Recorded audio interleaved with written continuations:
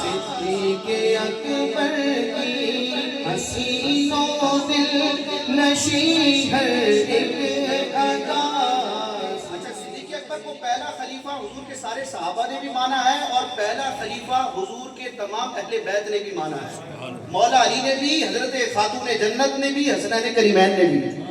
اچھا، غیر یہ کہتے ہیں کہ ہاں مان لیا تھا، وہ معاذ اللہ ان کا پریشر اور دباؤ تھا کہ دل سے نہیں مانا تھا، اوپر منہ سے مانا تھا، جس کو تقیہ کہا جاتا ہے اور عبادت سمجھا جاتا ہے۔ تو اہل سنت کا عقیدہ یہ ہے کہ صحابہ نے اور تمام اہل بیت بشمول حیدر کرار نے بھی صدیق اکبر کو خلیفہ مانا ہے، صرف منہ سے نہیں،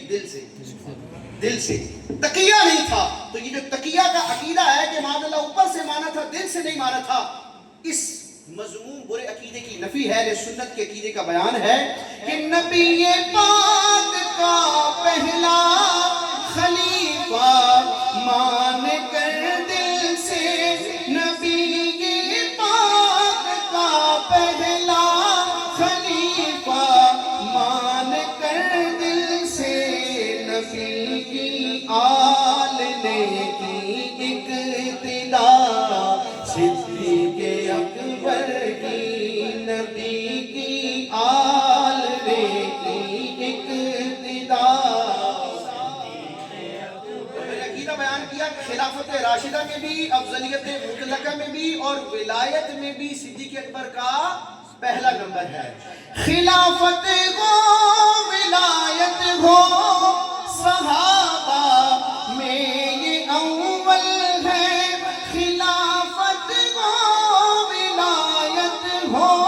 صحابہ میں یہ اول ہے، عظمت سب صحابہ سے سوا صدیق اکبر کی، سبھی اصحاب سے، سبھی اصحاب نے کی اقتدا، صدیق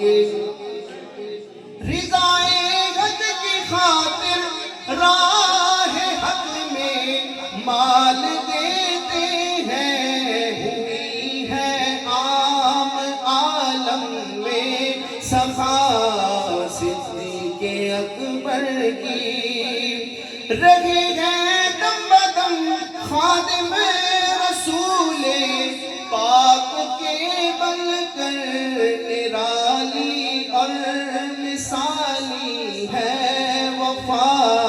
صدیق، نچھاور کر دیا مالو متائے جاں محمد پر،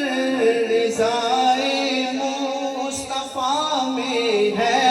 رضا صدیق اکبر کی۔ اور مقتا ہے، اور اہل سنت کے لیے، سنیوں کے لیے اس پہ پیغام ہے، کیونکہ صدیق اکبر کا ذکر سب کو اچھا نہیں لگتا، ٹھیک ہے؟ ہر سنی کو وہ اچھا لگتا ہے، بہرحال جن کو اچھا نہیں لگتا ان کے اچھا نہ لگنے کی پرواہ نہیں کرنی، ان کا خیال نہیں کرنا، اس معاملے میں ان کا خیال نہیں کرنا۔ تو ادو صدیق اکبر کا جلے جل کے مر جائے، ادو صدیق اکبر کا جلے جل کے مر جائے، صدا کرتے رہو برہا ثنا